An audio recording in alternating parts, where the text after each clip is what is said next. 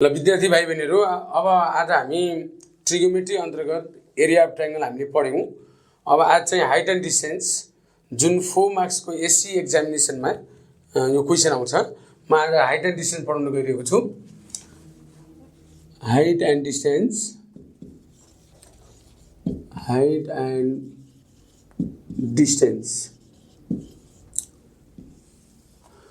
अब विद्यार्थी भाइ बहिनीहरु, अब हुन त म्याथमा हामीले जे जति पढ्छौं यो सबै कुरो हाम्रो डेली लाइफसँग रिलेटेड छैन वास्तवमा, तर यो हाइट एन्ड डिस्टेन्स चाहिँ हाम्रो डेली लाइफसँग पनि रिलेटेड छ। भोलिको दिनमा हामी हाइट एन्ड डिस्टेन्स किन पढ्छौं भने भोलिको दिनमा एससी पास गरेपछि कोही इन्जिनियर बन्ला, कोही चाहिँ इन्जिनियरको पनि विभिन्न सिभिल हुन्छ, विभिन्न हुन्छ। अब यो बाटो बनाउनु पर्यो, जस्तो पहाडको ठाउँमा बाटो बनाउनु पर्यो भने कुन लेभलमा बाटो बनाउने, कुन कति एंगलबाट बाटो बनाउने भन्ने कुरो चाहिँ प्र्याक्टिकल ज्ञान चाहिँ त्यहाँनिर हुन्छ र त्यसको लागि पनि हामीले हाइट एन्ड डिस्टेन्स पढ्नुपर्छ। यसको कन्सेप्ट चाहिँ अहिले हामीले त्यो थ्योरीलाई हेरेर सल्भ मात्रै गर्छौं, न्युमेरिकल प्रब्लम सल्भ गर्छौं, तर त्यतिखेर हामी प्र्याक्टिकल उसमा जान्छौं। अब यो हाइट एन्ड डिस्टेन्स गर्नुभन्दा अगाडि म विद्यार्थी भाइ बहिनीलाई केही कन्सेप्टहरु दिन गइरहेको छु, ध्यानपूर्वक हेर्नु होला। ल विद्यार्थी भाइ बहिनीहरु, राइट एंगल ट्रायंगलमा राइट एंगलको अपोजिट साइडलाई हामीले हाइपोटेन्युज भन्छौं, जसलाई हामी एच ले डिनोट गर्छौं। बाँकी दुईटा साइड, यो बीसी साइड र एबी साइड, जसलाई बेस माने पनि हुन्छ, जसलाई परपेन्डिकुलर माने पनि हुन्छ। यो मानौ यो बेस बी भयो भने यसलाई हामी परपेन्डिकुलर पी ले डिनोट गरौं। अब यसमा हामीले जान्नुपर्ने कुरो के हो भने पाइथागोरस थ्योरम भन्ने हुन्छ। पाइथागोरस थ्योरम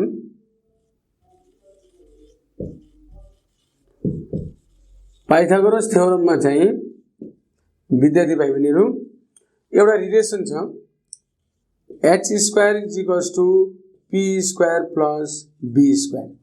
कुनै पनि राइट एंगल ट्रायंगलमा h² को फर्मुला के हुन्छ भन्दा p² + b² हुन्छ।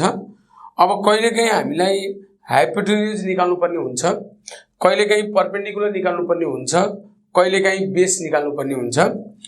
अब मेन हाम्रो यो रिलेसन भनेको h² = p² + b²। अब यसबाट हामीले p² को भ्यालु निकाल्दा h² यो प्लस b² यता आउँदा माइनस b² हुन्छ = p²। अब स्क्वायर यो p को भ्यालु निकाल्नु पर्दा p = यो स्क्वायर गयो भने यता रुट हुन्छ, रुट h² - b²। अर्को यो फर्मुला हुन्छ परपेन्डिकुलर निकाल्ने फर्मुला।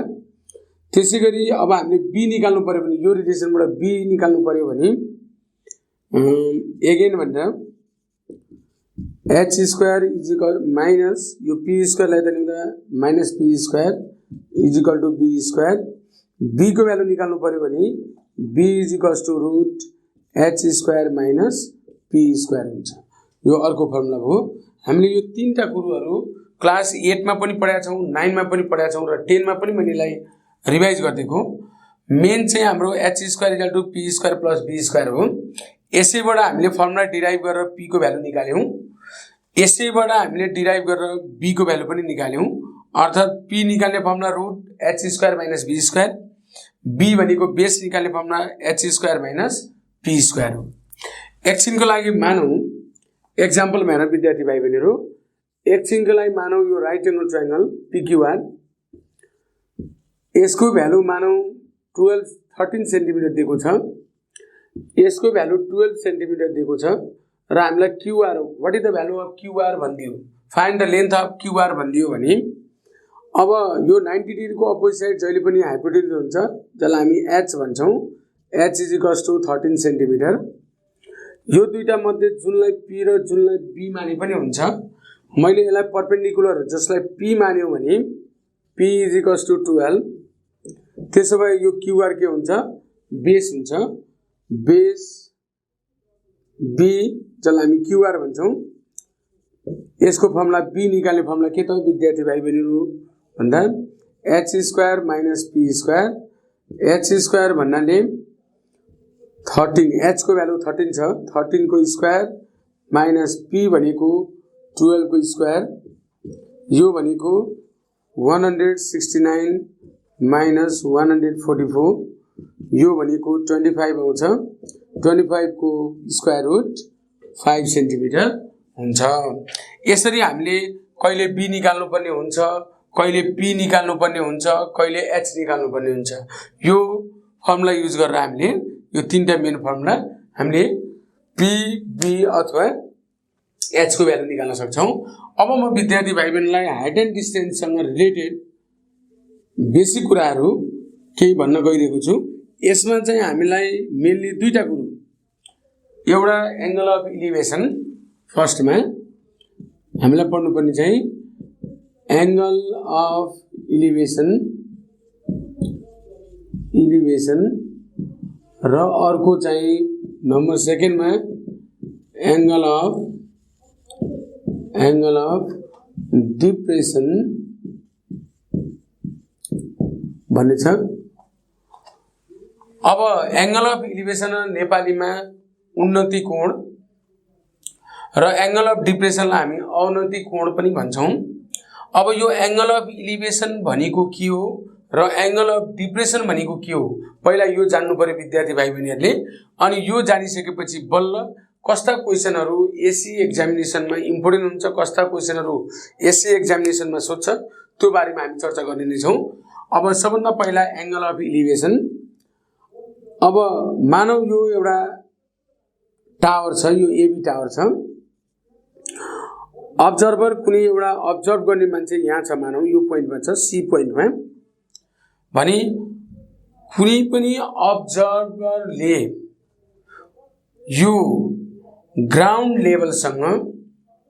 लेभलदेखि अर्थात बटम देखि टप सम्म, यहाँ अब्जेक्ट सपोज यहाँ अब्जेक्ट छ, कुनै अब्जेक्ट छ भनी अब्जर्भर को पोइन्ट यहाँ छ, अब्जर्भ गर्ने मान्छे यहाँ छ भनी यो बटम देखि टप सँग बनाउने एंगललाई, सपोज यो एंगल थीटा छ भने यसलाई हामी के भन्छौं, एंगल अफ इलिभेसन भन्छौं।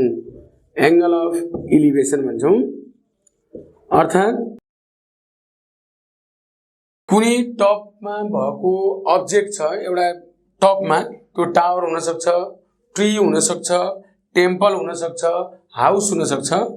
टपमा भएको कुनै अब्जेक्टलाई हेर्नको लागि कुनै अब्जर्भर मानौ सपोज यहाँ छ भने अब्जर्भर को पोइन्ट देखि आई पोइन्ट देखि उले अब्जर्भ गर्ने भनेको आँखाबाट हो, त्यो आई पोइन्ट देखि त्यो अब्जेक्ट सँग बनाएको एंगललाई, यो होरिजेन्टल लाइन सँग बनाएको एंगललाई हामीले एंगल अफ इलिभेसन भन्छौं, सपोज यो एंगल थीटा।